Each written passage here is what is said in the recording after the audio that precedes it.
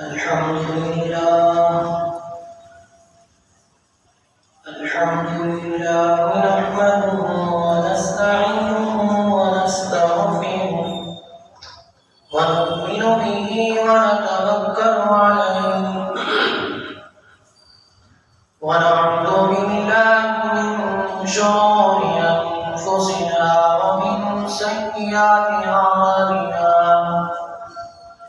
من يهده الله فلا مضل له ومن يضلله فلا هادي له ونشهد أن لا إله إلا الله وحده لا شريك له ونشهد أن سيدنا وسندنا وحبيبنا ومحمدنا صلى الله عليه وسلم أما بعد فأعوذ بالله من الشيطان الرجيم بسم الله الرحمن الرحيم تبت يدا أبي لهب وتب ما أغنى عنه ماله وما كسب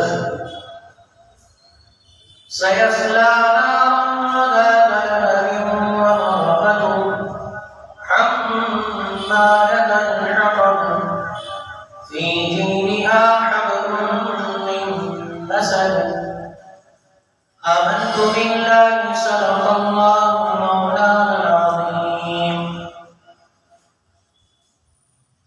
قال رسول الله صلى الله عليه وسلم لا يؤمن أحدكم حتى أحب إليه من والده وولده والناس أجمعين أو كما قال رسول الله صلى الله عليه وسلم رب اشرح لي صدري ويسر لي أمري واحلل عقدة من لساني يفقهوا قولي اللهم صل على محمد وعلى آل محمد في أول كلامنا اللهم صل على محمد وعلى آل محمد في أوسط كلامنا اللهم صل على محمد وعلى آل محمد في آخر كلامنا دل کے بھگورے جل اٹھے سینے کے داغ سے دل کے بھگورے جل اٹھے سینے کے داغ سے گھر کو آگ لگی گرہی کے چراغ سے واجب الاحترام بزرگوں دوستوں بھائیوں اس وقت میں آپ حضرات کے سامنے گستاخ رسول وسیم رضوی کا جواب اس موضوع پر مجھے کچھ آپ حضرات کے سامنے کہنا ہے دعا کیجئے گا اللہ آپ حق بات حق طریقے کے ساتھ حق نیت کے ساتھ آپ حضرات کے سامنے کہنے کی توفیق دے زبان سے وہ باتیں نکلوائیں جس سے میرا آپ کا امت کا فائدہ ہو ان باتوں سے میری آپ کی امت کی حفاظت کرے جس سے فتنہ فساد شرور و فتن پھیلتا ہو اللہ عمل کی دولت سے مالا مال کرے حاضرین گرامی دنیا میں بہت سارے لوگ آئے جنہوں نے پیغمبروں کا انکار کیا پیغمبروں کو تسلیم نہیں کیا انہوں نے یہ سمجھا کہ ہم دنیا میں اپنی منمانی کریں گے شیطان جیسی زندگی گزاریں گے کوئی ہمیں پوچھنے کی ضرورت نہیں میں اپنی منمانی کروں گا یہی سمجھ کر انہوں نے حضرات انبیاء کرام علیہ السلام کی باتوں کا انکار نہیں کیا. انہوں نے انکار کے ساتھ ساتھ انبیاء اکرام علیہ السلام کو اذیتیں پہنچائی، تکلیفیں پہنچائی. لیکن صرف اور صرف جتنی بھی قومیں پیغمبروں کی دشمن بن گئی، اس کا صرف ایک ہی اس کی وجہ تھی کہ پیغمبروں نے آ کر یہ دعوت دی، یا ایھا الناس قولوا لا الہ الا اللہ تفلحوا، لوگوں لا الہ الا اللہ پڑھ لو، ایک اللہ کو اپنا رب تسلیم کر لو. جس دنیا میں تم زندگی بسر کر رہے ہو یہ دنیا ختم ہونے والی ہے. اس دنیا کے بعد ایک ایسی زندگی آنے والی ہے جس زندگی کے اندر اللہ اسی کو معاف کریں گے جس نے دنیا کے اندر اللہ کو پہچانا، اللہ کے مرضیات پر زندگی گزاری. وہی کامیاب ہوگا، وہی جہنم سے بچے گا، وہی اللہ کے عذاب سے بچے گا. امت کو سمجھایا تو بعضے جو لوگ نیک لوگ تھے انہوں نے پیغمبروں کی بات مانی، لیکن بہت سارے ایسے تھے جنہوں نے پیغمبروں کی بات نہ مان کر اپنی دنیا بھی برباد کر لی اور ان کی آخرت بھی برباد ہو کر رہے گی. پھر سلسلہ چلتے ہوئے آقا مدنی احمد مجتبی رسول عربی صلی اللہ علیہ وسلم تشریف لائے اور آپ نے بھی امت کو یہی پیغام دیا. جو لوگ اللہ کو بھول بیٹھے تھے، اللہ کے گھر میں 360 بت رکھ کر، اللہ کو چھوڑ کر، پالنہار کو چھوڑ کر، پیدا کرنے والے کو چھوڑ کر، عزت اور نفع نقصان کے مالک کو چھوڑ کر دوسروں کو معبود سمجھ بیٹھے تھے. سمجھایا حضور نے،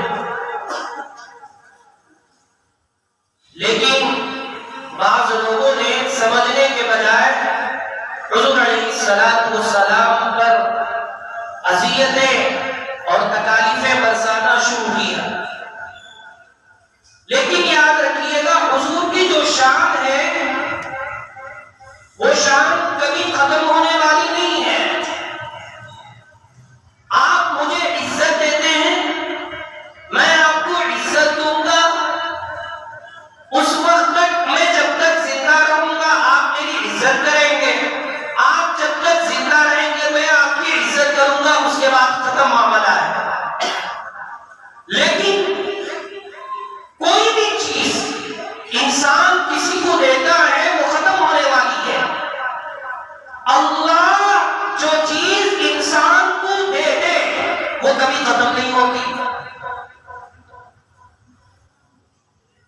حضور علیہ السلام کو عزت، شان و شوکت اور آپ کی عظمت اور آپ کی محبت اللہ تعالیٰ نے خود کلام مجید میں کہہ دیا وَرَفَعْنَا لَكَ ذِكْرَكَ،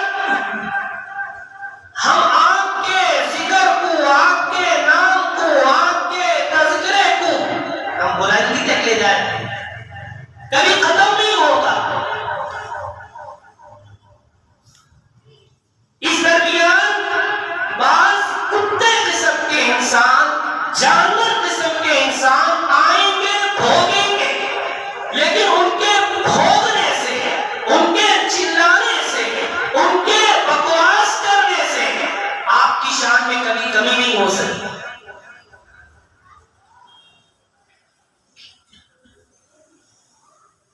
انہی کتوں میں سے ایک کتا وسیم رضوی ہے.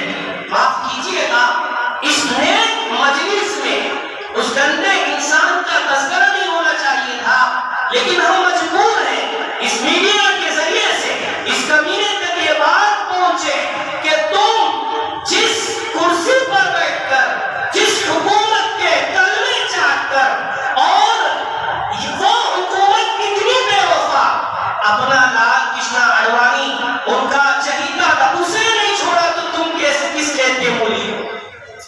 تم نے کیا سمجھا ہے کہ تمہیں وہ بہت بڑا ہار پہنا دیں گے، اس لیے تم ان کی جوتیاں چاٹ کر، ان کے تلوے چاٹ کر، کبھی تو قرآن پر بکواس کرتے ہو، کبھی تو نبی کے شان پہ بکواس کرتے ہو، اور تم یہ سمجھ گئے ہو کہ نہیں مجھے کوئی کچھ نہیں بولے گا، میں جو کر رہا ہوں صحیح دین پیش کر رہا ہوں، اور تم یہ سمجھ رکھے ہو وسیم رضوی یہ ہندوستان ہمارا یہ ملک ہے، اس بات کی اجازت نہیں دیتا، ورنہ شریعت مطہرہ میں اس بات کی اجازت ہے جو پیغمبر کے شان میں گستاخی کرے گا اس کا قتل کرنا حلال ہے۔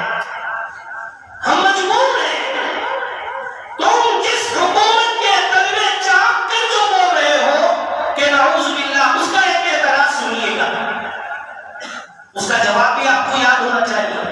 یہی ہماری غلطی ہے، کوئی غیر مسلم بھائی ہم سے یہ اعتراض کرے تو مجھے اور آپ کو چاہیے کہ اس کا جواب دیں۔ مثال کے طور پر اس وقت نے ایک اعتراض کیا، پہلے میں اعتراض دینا دوں، اس کے بعد ان لوگوں کا کیا انجام ہوگا اس کو بھی لے کر آؤں گا۔ اس کمینے اور گندے قسم کے انسان کا ایک اعتراض یہ ہے کہ نعوذ باللہ ہمارے پیغمبر حضرت محمد رسول اللہ صلی اللہ علیہ وسلم نے حضرت خدیجہ الکبریٰ رضی اللہ تعالیٰ عنہا سے جو نکاح کیا تھا، اس وقت حضور کی عمر 40 سال تھی، نعوذ باللہ حضرت خدیجہ کی عمر 40 سال تھی اور حضور کی عمر 25 سال تھی۔ اب یہ گندے قسم کا انسان یہ کہنا چاہتا ہے کہ ہم نے سیرت کو پڑھا، کھنگالا، تو ہمیں معلوم یہ ہوا نعوذ باللہ من ذالک حضور علیہ السلام نے اما خدیجہ سے نکاح اس وجہ سے کیا تھا کہ اما خدیجہ الکبریٰ مالدار خاتون تھی، اس وجہ سے مال کے لالچ میں نعوذ باللہ حضور نے اما خدیجہ سے نکاح کیا۔ یہ اس کا اعتراض ہے۔ اب اس کا جواب مجھے آپ کو دینا ہے، پہلے ہم جواب سے واقف ہو جائیں۔ ایک اعتراض یہ بھی کرتے ہیں، غیر مسلم بھائیوں کا ذہن بگڑایا جاتا ہے اور ان کو اعتراض کرتے ہیں کہ دیکھو تمہارے قرآن میں ہے کہ ایک مسلمان 4 نکاح کر سکتا ہے، تمہارے پیغمبر نے کتنے نکاح کیے؟ افسوس کی بات یہ کہ میرے مسلمان بھائی کو معلوم نہیں ہے 11 نکاح ہمارے پیغمبر نے کیے ہیں، اور دیکھو تمہارے قرآن میں یہ بات ہے کہ 4 نکاح کی اجازت ہے، تمہارے پیغمبر نے کیسے 11 کر لیے؟ یہ الگ اعتراض ہے، اس کا جواب بھی میں دوں گا، لیکن پہلے وسیم رضوی کے جواب کو، آپ کے سوال کو، اس کا جواب آپ کے سامنے رکھوں تاکہ آپ کے ذہن میں بھی یہ بات بیٹھ جائے، کیونکہ بعضی جو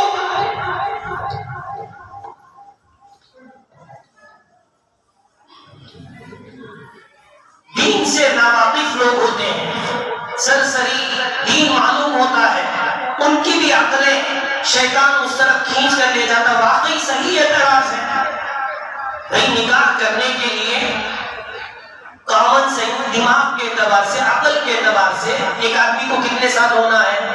بھئی عورت چھوٹی ہو، مرد کیا ہو؟ بڑا ہو۔ اب پیغمبر نے ایسے کیسے کر لیا؟ مسلمان بھی بعض لوگ یہ اعتراض کرنے پر اتر آئے اس کی باتیں سن کر، اس لیے مجھے اس کا جواب دینا پڑا۔ سن لیجیے گا، اس کمبخت نے جو اعتراض کیا کہ پیغمبر علیہ السلام نعوذ باللہ من ذالک اما خدیجہ سے اس لیے نکاح کیا کہ مال کے لالچ میں، اس لیے کہ اما خدیجہ مالدار تھی۔ آئیے اس کا جواب سنیے۔ سیرت آپ پڑھیے گا، جس وقت حضور علیہ السلام نے اللہ کے بندوں کو اللہ کی طرف بلا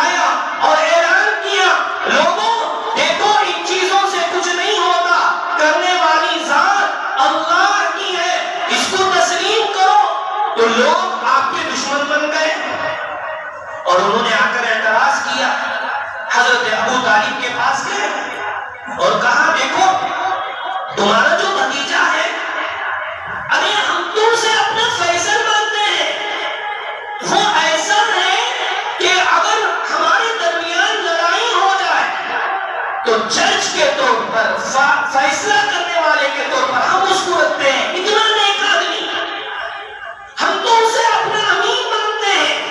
کیوں؟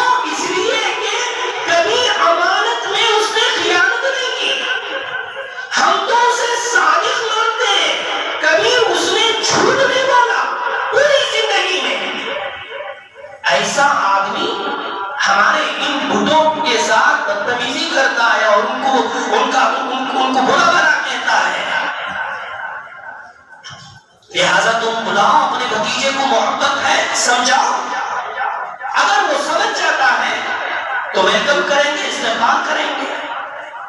حضرت ابو طالب گرچہ کے بزرگان محترم آپ ایمان میں داخل نہیں ہوئے، حضور سے بڑی محبت تھی، بڑی چاہت تھی، اس یہی چاہت کی وجہ کی حضور علیہ السلام کو مجلس میں بلایا، کہا بھتیجے ایک فنا لوگ آئے تھے، مکے والوں نے آ کر اعتراض کیا ہے، لہذا تو ان لوگوں کے بیچ میں کیوں پڑتا، اپنا کام کر، کیوں ان لوگوں کے پیچھے پڑتا ہے؟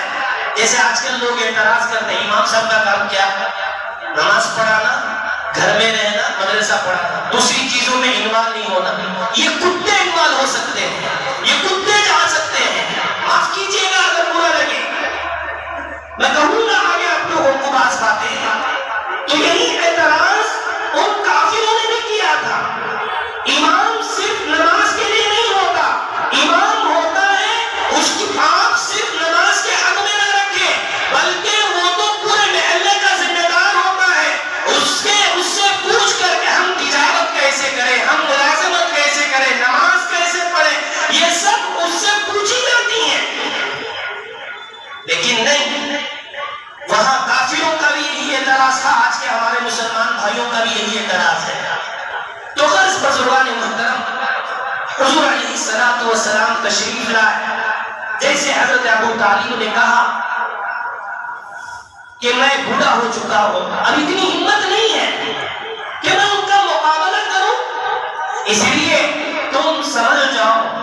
تو اس وقت حضور علیہ السلام نے بڑا پیارا لفظ کہا کہ حضور علیہ السلام نے ابو طالب سے کہا چچا جان، یہ لوگ میرے ایک ہاتھ میں سورج لا کر رکھ دیں اور ایک ہاتھ میں چاند لا کر رکھ دیں، وہ لوگ بالفرض یہ ہوئے، اس ان کے ہاتھ سے ہونے کا نہیں ہے، کوشش کر کر ایک ہاتھ میں سورج ایک ہاتھ میں چاند بھی لا کر رکھ دیں، تب بھی میں اس دین کا کام نہیں چھوڑوں گا، اللہ کے بندوں کو اللہ کی طرف بلانا میں نہیں چھوڑوں گا۔ اس وقت کافروں نے یہ آفر جاری کیا، چلو اس سے نہیں مانتے، دشمنی سے نہیں مانتے تو ایسے کرو کہ کچھ پیسے دے کر خرید لیں۔ اور جب حضور علیہ السلام سے کہا چلو ایسے کرو، اس کام سے، دین کی دعوت سے، اللہ کے بندوں کو اللہ کی طرف بلانے سے، تمہارا مقصد یہ ہے کہ مال حاصل کرنا چاہتے ہو تو پورے مکے کا مال تمہارے قدموں میں ڈال دیں گے، تم مالدار بن جاؤ گے، لیکن شرط یہ ہے کہ تم اس کام کو چھوڑو گے، اللہ کے بندوں کو اللہ کی طرف بلانے سے چھوڑو گے۔ دوسرا یہ اعتراض کیا، یہ آفر دیا کہ دیکھو اگر تم اس دعوت کے ذریعے سے تمہارا مقصد یہ ہے کہ تم کسی خوبصورت لڑکی سے نکاح کرنا چاہتے ہو تو ہم مکے کی ساری لڑکیوں کو کھڑا کر دیں گے، تم جس عورت کی طرف، جس لڑکی کی طرف اشارہ کرو گے وہ تمہارے نکاح میں آ جائیں گے۔ یہ بھی پسند نہیں ہے تو ایسے کرو کہ اگر تم اس دعوت کے ذریعے سے یہ چاہتے ہو کہ ہمارا بڑا بننا چاہتے ہو، سردار بننا چاہتے ہو، حکومت چاہتے ہو، تو ہم سب تم کو پرائم منسٹر بنا دیں گے، وزیر اعظم بنا دیں گے، تم ہمارے بڑے ہو، لیکن شرط یہ ہے کہ تم یہ کام چھوڑ دو۔ تو حضور علیہ السلام نے فوراً قرآن پاک کی آیتیں نازل ہو گئی ہیں کہ قل یا ایھا الکافرون، کیونکہ ان غیر اسلام کا، ان کافروں کا اعتراض یہ تھا کہ میں ایسے کرو، مال بھی دینے کے لیے تیار، حکومت دینے کے لیے تیار، شادی کرانے کے تیار۔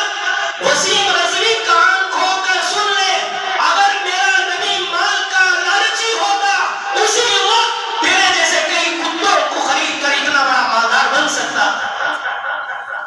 نہ مال کی حوث، نہ جسمانی خواہشات کی حوث، نہ حکومت کی حوث، تو یہ چاہتا ہے کہ میں ان موجودہ حکومت کے تلوے چاٹ کر بڑا بن جاؤں گا۔ میرے نبی کو اس سے پہلے، تیرے سے پہلے آفر دیا گیا تھا۔ یہاں یہ بات سمجھ میں آئی، حضور علیہ السلام نے اما خدیجہ سے جو نکاح کیا تھا مال کے لالچ میں نہیں کیا تھا۔ اگر مال کے لالچ میں کرنا ہوتا تو آج زندگی پڑھیے گا حضور کی، وسیم رضوی سیرت پڑھ کے دیکھ کہ میرے نبی نے پوری زندگی میں پیٹ بھر کر مکمل آپ نے کھانا نہیں کھایا ہے۔ اما عائشہ فرماتی ہیں کہ دو چیزوں میں ہمارے ایام گزرا کرتے تھے، دو کالی چیزیں، ایک کھجور ایک پانی پر ہمارا بسر ہوا کرتا تھا۔ اللہ نے یہ کہا پیغمبر اگر آپ کہیں گے عہد کے پہاڑ کو سونے کا بنا دوں گا، اور آپ کے اشارے پر یہ سونے کا پہاڑ چلے گا۔ مال کی لالچ ہوتی تو اس عہد کے پہاڑ کو سونے کا بنا لیا جاتا۔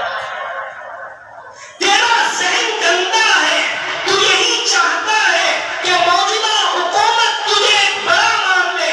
یاد رکھ لے، اللہ کے پیغمبر علیہ السلام کے بارے میں جن جن کتوں نے، جن جن کمیروں نے زبان کھولا ہے، اللہ نے دنیا میں ہی ان کو برباد کر کر رکھا ہے۔ میں نے خطبے کے دوران سورۃ اللہب پڑھی، جس کے اندر پیغمبر علیہ السلام نے مجمع کو جمع کیا، کہا دیکھو میں اس طرف دیکھ رہا ہوں، تم اس طرف دیکھ رہے ہو، کیا بتاؤں میں یہ کہوں ایک لشکر آئے گا تم پر حملہ کرے گا، کیا تم اس بات کو مانو گے؟ سب لوگوں نے کہا ہاں ہاں ہم مان لیں گے۔ کیوں؟ اس لیے کہ کبھی آپ نے جھوٹ نہیں کہا۔ اس وقت حضور علیہ السلام نے اس دین کی دعوت دی، وہیں پر ابو لہب ملعون کھڑا ہو گیا اور کہا پیغمبر اس لیے ہمیں بلایا تھا، لہٰذا تیرے ہاتھ پیر ٹوٹ جائے، بددعا دی۔ اللہ پاک نے قرآن آیتیں نازل کر دی، پیغمبر آپ کو گھبرانے کی ضرورت نہیں۔ فوراً آیتیں نازل ہو گئی، تبت یدا ابی لہب وتب ما اغنی عنہ مالہ وما کسب۔ اس ابو لہب کو ایسی موت آئی، خود اس کی اولاد اسے چھونے کے لیے تیار نہیں تھی۔ جیسے کتا مر جاتا ہے، ہم میں سے کون ایسا عقل مند ہے بتائیے جا کر اس کو چھینا ہو؟ کوئی چھین سکتا ہے؟ سڑ کر گل بھی جائے کوئی چھین نہیں سکتا۔ اسی طرح خود اس کی اولاد نے اسے ٹچ کرنے سے، بلکہ حبشی غلاموں کو خریدا گیا، وہ لوگ لکڑیوں کے ساتھ، لاٹھیوں کے ساتھ کھیلتے ہوئے لے جا کر شہر کے کنارے پر پھینک دیا۔ وہ ابو لہب جسے حضور سے محبت بھی تھی، اس نے نعوذ باللہ آپ کی ذات پر اعتراض نہیں کیا۔ اس نے جو اعتراض کیا تھا وہ اعتراض یہ کہ حضور اللہ کی طرف بلا رہے، اس لیے اس نے اعتراض کیا تھا۔ لیکن تو کیسا آدمی ہے؟ اسی کا بیٹا لہب یا عتبہ ہے۔ اس کمبخت نے بھی حضور علیہ السلام کی شان میں بے حد گستاخی کی۔ حضور علیہ السلام نے بدعا دے دی، اللہم سلط علیہ کلبا من کلاب، اے اللہ تو اس ملعون پر اپنے کتوں میں سے ایک کتے کو مسلط کر دے۔ اب ہوا یہ، اس کو ڈر تھا، معاف کیجئے حضور کی باتوں پر ان لوگوں کو یقین تھا۔ آج ہم مسلمان ہو کر ہمیں یقین نہیں ہے۔ آج ہم یہ کہتے ہیں کوئی حضور کو گالی بھی دے، کوئی کیا بھی کرے، میں بھی خاموش رہا۔ کیوں؟ اس لیے کہ ارے مجھے گالی دیتا ہے، مجھے کوئی کافر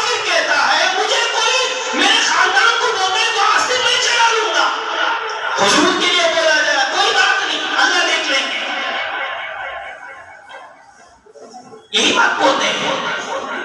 جبکہ احادیث میں پیغمبر علیہ الصلوۃ والسلام نے فرمایا لا یؤمن احدکم کہ تم میں سے اس وقت کوئی مومن ہو نہیں سکتا حتی احب الیہ من والدہ وولدہ والناس اجمعین کہ اس کے نزدیک اس کے والدین سے زیادہ، اس کے ماں باپ سے زیادہ، اس کے خاندان قبیلے سے زیادہ میں محبوب نہ ہوں. آج ہمیں حضور سے محبت ہوتی تو قسم بخدا کبھی ہم داڑھی نہیں مڑاتے، معاف کیجئے گا. آج ہمیں حضور سے محبت ہوتی کبھی ہم نمازیں نہ چھوڑتے. آج حضور سے محبت ہوتی تو ہم کبھی سودی کاروبار نہ کرتے. آج ہمیں حضور سے محبت ہوتی تو ہم علماء پر کیچڑ نہیں اچھالتے. تو اس کمبخت نے بھی حضور علیہ الصلوۃ والسلام کی شان میں گستاخی بکی، لیکن اسے یقین تھا کہ ضرور حضور نے بددعا دے دی ہے اللہم سلط علیہ من کلا اللہم سلط علیہ کلبا من کلا، اللہ تیرے کتوں میں سے کتے کو مسلط کر دے. حضور نے بددعا دے دی ہے، ضرور یہ قبول ہوگی. اس کافر کو یقین تھا میں مسلمان ہو کر، میں بدبختہ نمازی بن کر، میں فلاں ہو کر مجھے اور آپ کو یقین نہیں ہے، اسے یقین تھا. اب سفر میں نکلا یہی ڈر، کیونکہ حضور نے بددعا دے دی ہے، اس لیے ڈرتے ہوئے کیا. ڈرتے ہوئے رات کا وقت تھا، اس نے اپنے سب لوگوں کو کہا کہ بھائی دیکھو حضور نے بددعا دے دی ہے، اس لیے اب تم کیا کرو، میری پہرہ داری کرو تاکہ میری حفاظت ہو جائے. کیوں؟ اس لیے کہ حضور کی زبان سے جو لفظ نکلتا ہے وہ کبھی جھوٹا نہیں ہو سکتا. اس کافر کو یقین تھا، لیکن آج مجھے اور آپ کو یقین نہیں ہے. تو پھر پورے لوگ رات کو اس کا پہرا دینا شروع کیا. لیکن اللہ کی وہ ذات ہے، پیغمبر کی زبان سے جو بات نکلی ایسا درندہ اس کے اوپر وار کیا کہ پھر اسے تہس نہس کر دیا. آپ کہیں گے مولانا وہ تو حضور کے زمانے کی بات ہے. آگے بڑھیے، میں قریب کے زمانے کی بات آپ کو سنا دوں، واقعہ سنا دوں، وقت بالکل قریب ہے. ایک پادری عیسائی اس نے حضور علیہ الصلوۃ والسلام کی شان میں گستاخی کرنا شروع کیا. تاتاری حکومت کا ایک آدمی سپاہی اپنے ساتھ کتا لے کر جا رہا تھا. اب جیسے ہی اس پادری نے، اس عیسائی آدمی نے حضور کی شان میں گستاخی کی تو ایک دم ہاتھ سے اس کے ہاتھ سے چھین کر اب یہ رسی کو فوراً اس کے ہاتھ میں سے کسی طرح سے چھوٹ کر فوراً جا کر اس پادری پر حملہ کر دیا. تو وہاں جو موجود تھے سب لوگوں نے کسی طرح سے کتے کو پکڑ لیا اور وہ بچ گیا. لوگوں نے کہا دیکھ تو نے ان کے نبی کی شان میں گستاخی کی، یہ بات کتے کو پسند نہیں ہے. اب بتا اگر ان مسلمانوں کو پتا چل جائے گا تیری کیا حالت ہوگی. اس نے کہا نہیں، میں جو تقریر کر رہا تھا، میں جو وعظ کر رہا تھا، میں ہاتھ ہلا رہا تھا، کتے کو یہ پسند نہیں آیا اس لیے وہ غصے میں آ کر میرے اوپر وار کیا ہے. ابھی جا کر وہاں پر کتے کو باندھا گیا تھا، یہ کہہ رہا تھا، کہنے کے بعد پھر تقریر شروع کی اور حضور کے شان میں گستاخی بکنے لگا. کتا فوراً وہیں سے کسی طرح سے چھڑاتا ہوا فوراً آیا، اس پر اس طرح سے وار کیا. سب لوگوں نے اسے بچانا چاہا، اس وقت تک کتے نے اس کے گلے کو نہیں چھاڑا جب تک کہ اس دنیا سے ختم نہیں ہو گیا. اللہ پاک بدلہ لے لیں گے. آپ ہماری اس اور زیادہ امتحان نہ لیں، مجبور ہو چکے ہیں. اگر زیادہ صبر حد سے بڑھ جائے گا مسلمانوں کا تو پھر وسیم رضوی جیسے ایسے ہزاروں کتے پیدا ہوں تو ہمارا ایک ایک نوجوان کافی ہے کہ تمہارے سر خرم کر سکتا ہے. لیکن بڑوں کے مشورے کی وجہ سے، حالات کی مجبوری پر، وجہ یہ ہے کہ ہمارے میں سے کچھ منافق ہوتے ہیں، وہ ہمارے ہی ساتھ بیٹھیں گے، ہمارے ہی ساتھ اٹھیں گے اور ہمیں ہی پھنسانے کی کوششیں کریں گے. ان منافقوں کی وجہ سے صبر کرنا پڑتا ہے. ورنہ بزرگان محترم، اللہ ہم یہی کم از کم اتنا تو آپ ضرور کیجئے گا، اتنی تو مجھے اور آپ کو طاقت ہے کہ اپنے نمازوں میں اس کم وقت کے لیے بددعا کیجئے، اللہ اسے دنیا ہی میں ہلا کو برباد کر دے. انشاءاللہ کوشش کی جا رہی ہے، ہم قانونی لڑائی لڑیں گے. سپریم کورٹ کے وکیل سے بات ہوئی، انشاءاللہ ہم بی جے ایل ہر چیز میں شامل رہتا ہے. اس سے پہلے بھی جو ہوا تھا، حالانکہ آپ 2017 میں جائیں گے، ہمارے نوجوان، میں نام کے ساتھ کہوں گا، وہ محمد علی صاحب کی جو جماعت تھی، انہوں نے ہم سے آ کر رابطہ کیا. پورے بنگلور کے اندر کہیں نہیں، آپ یوٹیوب میں ماریے گا، پورا آپ کو ملے گا. مودی مسجد اور مودی مسجد کا یہ جو اطراف کا علاقہ، پورے بنگلور کے لیے ایک سبق تھا. اور 11 اگست کو کچھ نوجوانوں نے بجائے ہم سے رابطہ کرنے کے یا بڑوں سے رابطہ کرنے کے اپنی منمانی کی، جس کی وجہ وہاں پر ایک چیز تھی، میں صاف کہہ دیتا ہوں، کسی کو برا لگے تو لگے، حق بات میں نیت خراب ہوگی، فتنہ فساد ہوگا. وہاں پالیٹکس تھی، وہاں لوگ یہ چاہتے تھے کہ میرا نام ہو، میری تنظیم کا نام ہو، میں کیا کہتے ہیں، کانگریس کا نام ہو، بی جے پی کا نام ہو، اور جے ڈی ایس کا نام ہو، اور اسی طرح ایم آئی ایم کا نام ہو، ایس ڈی پی آئی کا نام ہو. اسی لیے کم وقت گئے تھے، جس کی وجہ سے آج بھی میرے وہ 30 پر 9 نوجوان جیل کے اندر سسک رہے ہیں. جو بھی کیجئے گا، بڑوں سے مشورہ کیجئے. ہم بڑے نہیں ہو گئے، سمجھتے ہیں حالات. محبت ہے، آپ سے زیادہ ہمیں محبت ہے، ہم سے زیادہ آپ کو محبت ہے، ہم دونوں سے زیادہ ہمارے بڑوں کو محبت ہے. وہ حالات کو سمجھتے ہیں. میں نے اس عنوان کو اسی لیے انتخاب کیا، یوٹیوب میں پھیلایا جا رہا ہے. بعض لوگ کیونکہ ابھی الیکشن قریب آنے والا ہے، اس کا فائدہ اٹھا کر اسی لیے کہہ رہے ہیں کہ بھائی وہاں احتجاج کریں گے، ایسے کریں گے، ویسے کریں گے. اللہ کے لیے اس پر کام نہ دیجیے گا. یہ لوگ ہمیں استعمال کریں گے، ہمارے کندھے پر بندوق چلا کر وہ خود بچ جائیں گے، ہمیں پھنسائیں گے اور پھر یہ خود بچ جائیں گے. میں ایک ایک کا نام چن چن کر لوں گا، لیکن حالات نے مجھے مجبور کر رکھا ہے. اور تم ہمارے اوپر کہتے ہو امام صاحب کو کیا ضرورت پولیس اسٹیشن جانے کی، امام صاحب کو کیا ضرورت. یہ میرے نبی کا مسئلہ ہے. میری بہن کو کوئی گالی دیتا مجھے برداشت نہیں، میری ماں کو کوئی گالی دیتا مجھے برداشت نہیں، میرے پیغمبر کو گالی دے ہم کہاں برداشت کریں گے. معاف کیجئے، بڑی بات کہہ رہا ہوں. کوئی آ کر گندگی کرتا ہے میری بہن کے ساتھ، آج کا زمانہ یہ، امام صاحب کیا کرنا، خاموش ایسے ہاتھ کٹ کر دیکھ لو. نہیں بھائی ذرا دھیرے سے کرو. یہی چاہ رہے ہیں آپ؟ کیا سمجھ رکھا ہے آپ نے؟ ایمان نبی کا باعث ہوتا ہے. دین کی باتیں اس سے معلوم کر رہی آپ کے لیے لازم ہے. مجھے وہ دن بھی یاد ہے 2017 میں، جس وقت وہ ہوا تھا، ایک ذمہ دار قسم کا آدمی، اس کا وقت مجھے وہ لفظ آج بھی یاد ہے. میں موقع پائے گا نام کے ساتھ گنواؤں گا. اس نے مجھے یہ لفظ کہا تھا رات کے 9 بجے، کیا جی کیا حضرت تم نے کیا بھی کام نہیں کیا، بولے گالیاں دے لیتے، چھوڑو تم نے کیا ضرورت. لیکن پھر بھی میں نے نوجوانوں کو سنبھالا. بہت اچھا ہوا.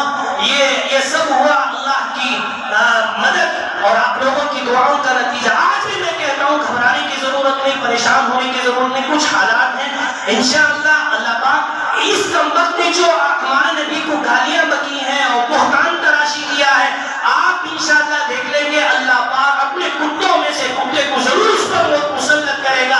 یہی ہماری دعا ہے، اللہ ایسے ظالموں کو ختم کرے. لیکن مجھے اور آپ کو چاہیے صحیح پیغام ہم غیر مسلم بھائیوں کے سامنے دے کہ نبی ایسے تھے، نبی کے اخلاق ایسے تھے. یہ بتانا ہمارے اور آپ کے لیے ضروری ہے. ہم اخلاق اچھے بنائیں، ہم کردار اچھے بنائیں. ہم سب سے بڑا دھوکہ دینے والا آج مسلمان ہے. معاف کیجئے بزرگان محترم، سب سے بڑا جھوٹا آج مسلمان ہے، سب سے بڑا منافق آج مسلمان ہے. ہمارے اخلاق اچھے نہ ہونے کی وجہ سے غیر مسلم بھائی ان چیزوں کو لے کر یہ سمجھتے واقعی ان کا نبی بھی ایسے تھا، یہ لوگ بھی ایسے، نعوذ باللہ. اس لیے اپنے آپ کو بنائیے گا، دعا کیجئے گا اللہ مجھے اور آپ کو سچی پکی محبت حضور کی عطا فرمائے. اللہ ہمارے دلوں میں حضور کی سچی محبت عطا فرمائے. یہ جو ظالم سر چڑھ کر بول رہے ہیں، اللہ ان کو دنیا میں نیست و نابود فرمائے. آپ میرے لیے بھی دعا کیجئے گا. انشاءاللہ سپریم کورٹ کے اندر ہم نے یہ پی ایل داخل کیا ہے اور کوششیں چل رہی ہیں. 1-2-3 دن کے اندر اس کو وہاں سے یہ آ جائے گا. اور یہاں بنگلور کے اندر ہمارے اکابر علماء نے، کمشنر آفس میں بھی جا کر وہاں پر بھی الحمدللہ کمپلینٹ داخل کیا ہے. کہ اس کمبخت کی کتاب کو بند کیا جائے. بس اب ضرورت اس بات کی ہے، میں نوجوانوں سے اپیل کروں گا دعاؤں کا اہتمام کیجئے، صدقہ خیرات کیجئے، نمازوں کی پابند رہیے. یہ جو حالات آ رہے ہیں یہ سب میرے اور آپ کے اعمال بد کا نتیجہ ہے. اچھے اعمال کیجئے گا، اللہ ہمیں عمل کی توفیق عطا فرمائے. اللہ جتنی باتیں کہی گئی اللہ ہم سب کو عمل کی دولت سے مالا مال فرمائے.